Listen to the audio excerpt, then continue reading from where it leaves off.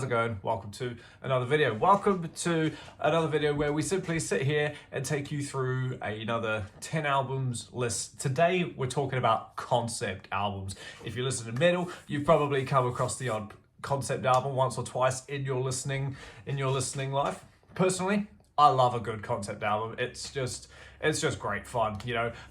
You've got two types of concept album, I think, off the top of my head. You've got the concept that has where each song might not be related to each other. Like all the songs might not relate to one another, but they all relate to the same thing. And then you also have the flip side of that, whereas each song will chronologically tell a story. Like track one will be, you know, gaining the listener in and telling how the story goes, and each track, you know, so by the end of it, the story's over. Much more in-depth concept if you're taking that half. But yeah, today I'm going to take you through 10 just fantastic concept albums, metal ones, obviously, you know.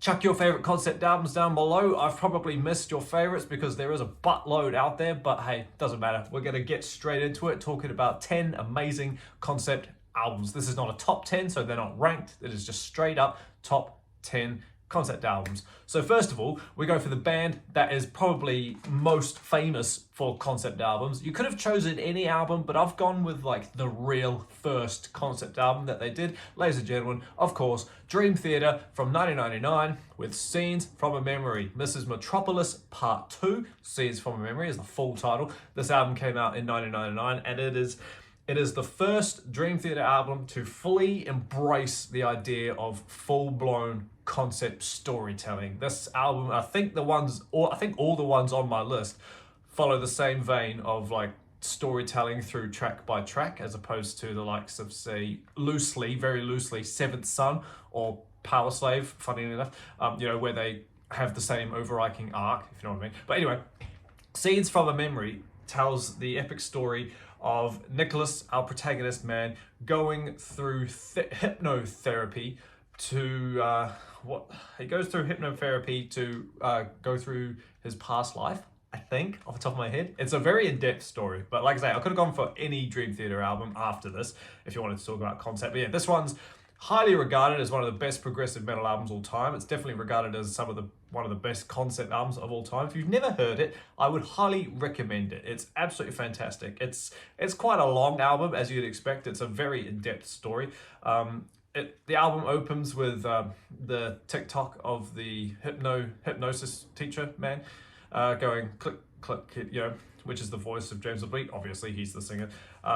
Just a quick little intro piece before we get thrown into Overture 1928, which is, you know, the theme of the whole album. There's motifs and licks and melodies that come out through the whole album chucked into that song. It's fantastic. Strange Deja Vu is just amazing as well. This album is like I said, Scenes from a Memory, so it's Act 1 and then it's Scene 1, Scene 2, Scene 3, Scene 4, you know, throughout the whole thing. Through My Words, Fatal Tragedy, Beyond This Life, and Through Her Eyes. That's side Act 1, you could say, sorry. And then Home, The Dance of Eternity, which is that real famous progressive piece of music that no one can count. You know, one last time, The Spirit Carries On, Finally Free. It's fantastic stuff. This album also is the first Dream Theater album to do the whole ending as the next one began. So the album that comes after this is 6 Degrees from Inner Turbulence, and this album ends with Static, and that album starts with Static. So they did that for about the next 4 albums, I think, off the top of my head. But yeah, fantastic progressive metal, fantastic concept album. It's one of their best ever. So yeah, if you're not into Dream Theater, I highly recommend you start here, because you will be by the end of it. The second album I'm going to talk about is one of my favorite, more fantasy power metal albums ever, and that is Symphonies of Enchanted Lands Part 2, The Dark Secret Saga. I think that's the full title. This is by Rhapsody. This is the final album to have the name Rhapsody underneath it, and then every album afterwards became Rhapsody on Fire. Still the same band, still the same members at the time, so it's just a name change. This is the first album. Now Rhapsody go full-blown concept on this in their music. This album is the first album in the second story that they tell. So most bands will tell a concept through one album. These guys do it through 5 albums, 1 to 5, from 97 to 2003, 2002. They told the They told the Emerald Sword saga, and then this album and the next 5 feature the Dark Secret saga, which is a lot more in depth, a lot more hardcore. You know, it's a lot more. It's just a lot more. It's just a lot more.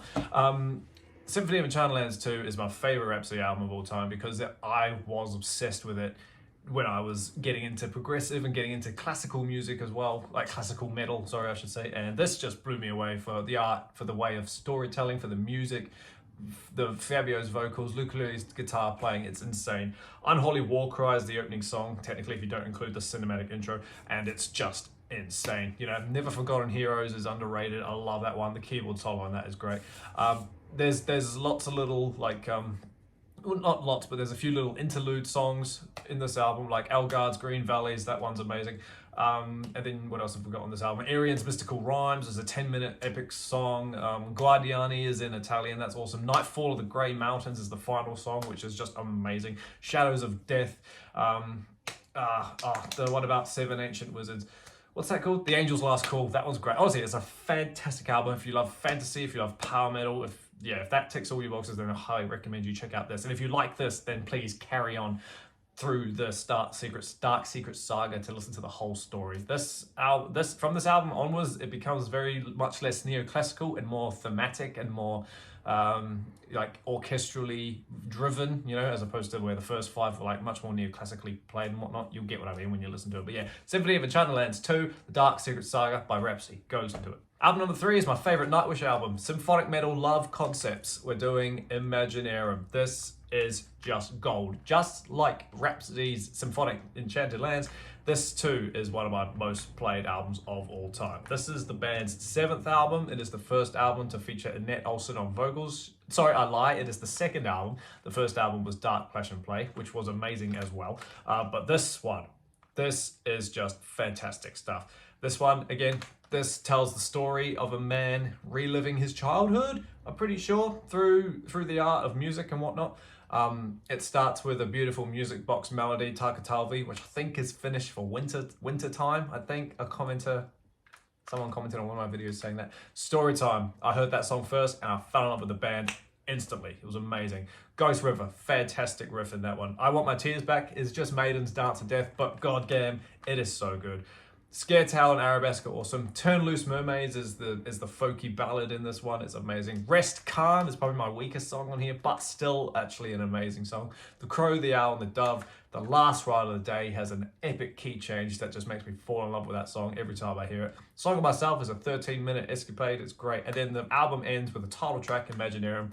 Just like a film, it has all the motifs and the melodies and the themes into one 8-minute piece. So when the credits scroll, that's what you hear. This is an actual film as well. The story was taken and made into a film. You know, I highly recommend you go watch that. It's on YouTube. Just do it. It's amazing. One of my favorite films ever. It's weird, but it's fun. Do you know what I mean? But yeah, Nightwish's Imaginarum is their best album in my opinion. I don't care what you say. It's true. So yeah, I highly recommend you listen to that if you want more fun symphonic concept albums. Not Imaginarum.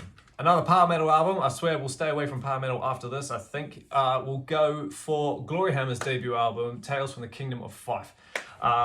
Just like the Symphony of Enchanted Lands, this album tells a story through one album. Like track 1 is the opening, track 10 is the closing of that section of the story, and then albums 2 and 3 will carry on the story, etc.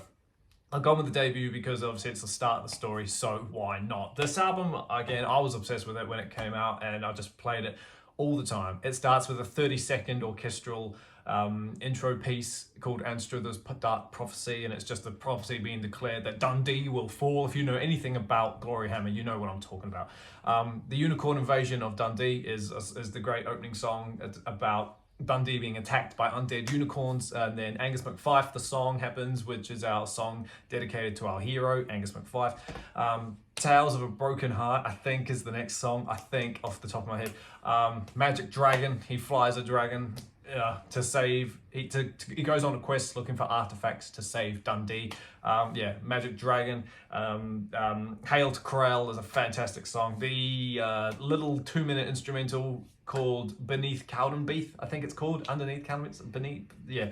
And then the epic Rage of Furious Thunder, the amazing 10-minute closing. Like, it's a story about good versus evil with magic and sorcery in it. It's fantastic. If you like the Rhapsody stuff, you'll probably like Glory Hammer. Glory Hammer is a lot more simple in terms of like the orchestrations and the guitar playing and whatnot. It's definitely brought down a couple of notches, but that's not to flack them. Honestly, they're one of the funnest bands in the world. So yeah, just more simple storytelling. This is very medieval, you know, infused, like it's knights and swords and dragons and stuff before they get to the second album, which is when they then go into space. But don't worry about it, it's just that's album 2. If you want to carry on the story, then go do it. But yeah, for now, stick with album 1, Glory Hammer, Tales from the Kingdom of Fife.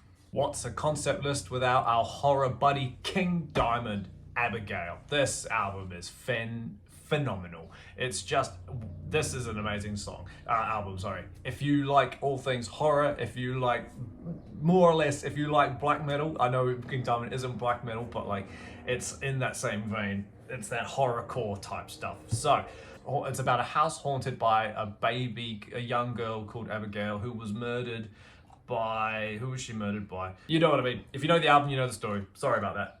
Yeah, just fantastic stuff. This is 9 tracks of just pure horrorcore at its finest. Riffing on this album is insane. Thanks to, is it Andy LaRoche? It is Andy LaRoche, yeah. His guitar playing, his riff writing is just outrageously awesome. Funeral opens the album. It's a cinematic, you know, piece, but I say cinematic. It opens with you know, it opens with the monologue of a funeral, you know, here we lay rest, baby Abigail, whatever it is. And then it goes into the story. Arrival, A Mansion in Darkness, fantastic stuff. The Family Ghost is great. The 7th day of July, 1777. So it's all across the sevens. That song is just epic. Probably the standout on the album. Omens is great. The Possession is cool. But yeah, the Abigail and the Black Horseman. It's a stacked album. If you like, it's creepy. Read the lyrics when you listen to the album, just so you can really follow along with what's going on. There is a lyrical visual of the whole album on YouTube. I've watched it and listened to it and read it. It's honestly so good. It really just lets you know everything that's going on. It's a fantastic album. Definitely one of King Diamond's best. You know, so is Them and so is Fatal Portrait. But yeah, this one is just really good. So if you like horror-y, ghostly type stuff, I highly recommend King Diamond's Abigail. Don't let the falsetto vocals put you off. Grindcore, Macabre with Dharma. I don't really need to say too much about this album because look at the album cover. If you listen to metal, so surely you're a serial killer fan as well. But if you're not, Jeffrey Dahmer, one of the more infamous American serial killers of the 1990s, just absolutely fantastic stuff. He's honestly one of my favorite serial killers. That's a weird sentence to say, but it just is. I've always been fascinated by this guy, purely because of how open and how honest he was with himself. You know, you watch his interviews and you listen to him talk, and you know, while other serial killers blame outside things, he doesn't blame anything. He's just like, no, that was me. I wanted to do it. You know, I knew it was wrong, but I still did it. It kind of sounds a bit Peter Griffin-y, but you know what I mean? He was very like, I knew it was wrong, but my compulsion led me to do it, so I did. And when he was found out, he helped the cops identify all his people. So, yeah. This album is a grindcore album, right? So it's nowhere near anything that we've talked about before. It's 26 tracks, clocking in at 51 minutes. And the longest song is, I think it's Jeffrey Dahmer Blues at 2.5 minutes. Off the top of my head. Oh no, sorry, Ambassador Hotel is nearly 4 minutes, which is like a 20-minute song for grindcore. But yeah, this album just tells the story of serial killer Jeffrey Dahmer's life. You know, track 1 is Dog Guts, which is, you know, him just being fascinated with the dead dog and whatnot. And then track 2 is Hitchhiker, which is, you know, where he first, you know, gets the urge to kind of do those things with people. In the army now, he gets moved to the army, you know, buying exposure. Ambassador Hotel, which is where shit goes wrong. You know, Bathhouse, which is where he did some more stuff. The Chocolate Factory, which is where he worked and supposedly kept a severed head. You know, just things like that. Yeah. It's a brutal album. It's grindcore, would you expect. But it's iconic in a way because of how, like, you know, because of the content, you could say. But yeah, if you're into grindcore, if you want something a bit more fast, a bit more aggressive and scary, you could say go check out Dharma. It's pretty amazing. It's one of the more fun grindcore albums I've ever heard. So yeah, Macabre, Dharma. Progressive death metal, Opeth, Still Life. Again, you could have chosen a few of these. You could have gone with Blackwater Park, but I think Still Life is the better story. Do you know what I mean? Like, I'm not the massivest Opeth fan. I tried to do their whole ranking and I just stopped. However, when I was listening to this one, I remember it being pretty amazing, right? Like, it's pretty awesome. This one is a concept album and explains Still Life was not satanic, but an anti-Christian theme. Let's get that out there, okay? How do you describe this album? It's takes place in a time of long ago when Christianity had a bigger importance than it does today. The main character is kind of banished from his hometown because he doesn't have the same faith as the rest of the inhabitants there. The album is pretty much starts off with his returning after several years to hook up with someone. Obviously, a lot of bad things start happening with it. The council, the big bosses of the town, know he's back. A lot of bad things start happening. They see him as a hypocrite. You know, it's like a devil's advocate type thing, yeah. But the album then proceeds to portray Melinda's proclamation of love towards the protagonist. These events lead to a murder and the main character going on a rampage against the ones responsible. Yeah, so it's a it's a star-crossed lover murder album, you could say. It's not long in terms of tracks, but it's long in terms of duration. It's 7 songs, but it's an hour long. The longest song on here being the first song, which is The Moor, the 12-minute epic opener, almost, you know. God's Head Lament is 10 minutes, you know. Moonlapse Vertigo is 9 minutes. Faces of Melinda, which is probably my favorite song, is 8 minutes. It's just a fantastic album. But like I say, it's more aggressive, it's more symphonically death driven, if you know what I mean. So like, definitely if you like your fantasy power metal stuff, but you want something that's a bit more edgy and a bit more brooding, but also has a bit more haunting-esque vibe to it, then definitely check out Opeth's Still Life. And if you like that, then please go listen to the rest of their stuff, and let me know how you get on. But yeah, Still Life is one of the better albums the band did, and I really do need to chuck it more into my rotation. But yeah, a really good haunting one would be Opeth's Still Life. Next one is another nostalgic childhood one, you could say, The Black Parade from My Chemical Romance. Yeah, what's a concept list without talking about The Black Parade? So yeah, this album is almost 20 years old now, but it still has the same impact today than you do when you first listened to it back in the day.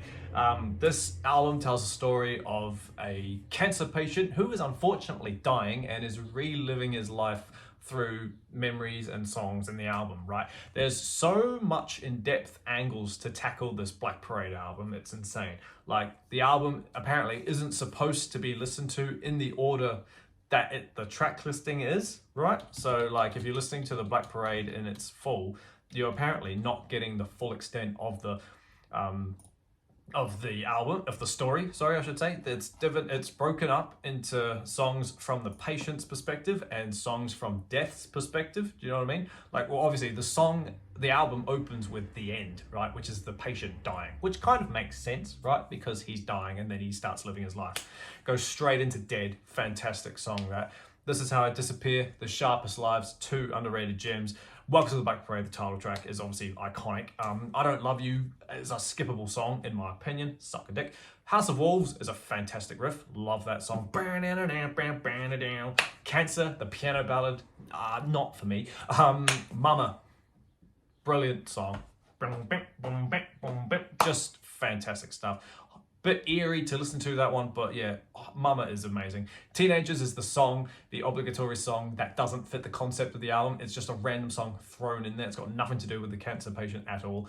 Disenchanted and Famous Last Words is fantastic as well. But yeah, there's certain songs on here that are by by death and that are from the patient as well. It's just a matter of looking up all that stuff to figuring out which is which. You know, Welcome to the Black Parade, meaning welcome to the afterlife, is sort of like to be played last.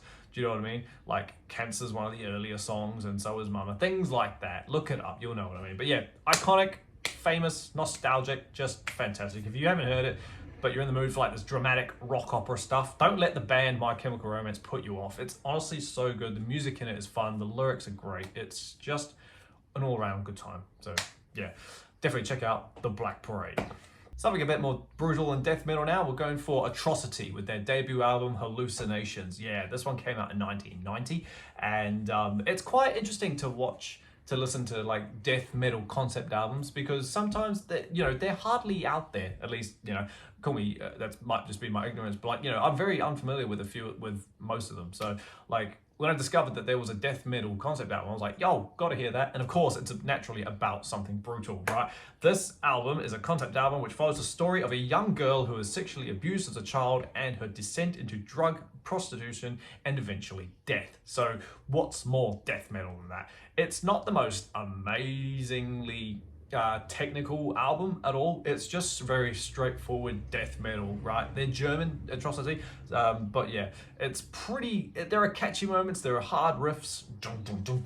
Read the lyrics, you can definitely see the decline of the poor girl in the story. Deep in your subconsciousness, life is a long and silent river, fatal step, hallucinations, the title track, defeated intellect, abyss of addiction. That's a brutal song. Hold out to the end and last temptation. It's just a story, a very sad story, but it's brutal death metal, so it's pretty fun. Yeah, so if you want something a bit more graphic, brutal death metal with no sort of outside influence of other genres going in, then definitely check out Atrocity's Hallucinations. And then a cult classic. That's not necessarily heavy metal, but in my opinion, one of the very earliest concept albums ever, and I'm not talking about Sgt. Pepper, I'm talking about David Bowie's Ziggy Stardust, or the full title, The Rise and Fall of Ziggy Stardust and the Spiders from Mars, but we're just gonna call it Ziggy Stardust. Honestly, I've got so much respect for David Bowie, it's insane. Do I claim to have listened to all his stuff? No, but the impact that man had on pop music and culture and just everything, like to this day, he's gonna be one of those icons that will never ever die or fade out. Unfortunately, he's been dead now 9 years. He'll be dead 10 years in January next year, but still his music will live on forever, especially because he's put out albums like Ziggy Goddamn Stardust. This is just a fantastic album. I ranked all of Bowie's 70s albums, and this one easily came on top. Do you know what I mean? 5 years. It's a story. Hang on. That's the first song. But before we go into that, for those who don't know, Ziggy Stardust is about a bisexual alien rock star named Ziggy Stardust. It is not initially conceived as a concept album, but much of the story was written, coincided later on, if you know what I mean. So yeah, while David Bowie himself doesn't dub it like this concept album as such, it's obviously one now, right? Do you know what I mean? It's just awesome. 5 Years is a song about what's 5 years about off the top of your head? It's about yeah, I thought so. 5 Years is a song about a news broadcast that tells Earth that they've only got 5 years left to go before it gets attacked by an alien invasion. Right, the listener is addressed directly by the third verse, while the character Ziggy Stardust is introduced indirectly. Afterwards, the listener hears the point of view of the numerous characters dealing with love before the impending disaster, which is what soul love is, right? Yeah, it's just an amazing stuff. It just tells a story.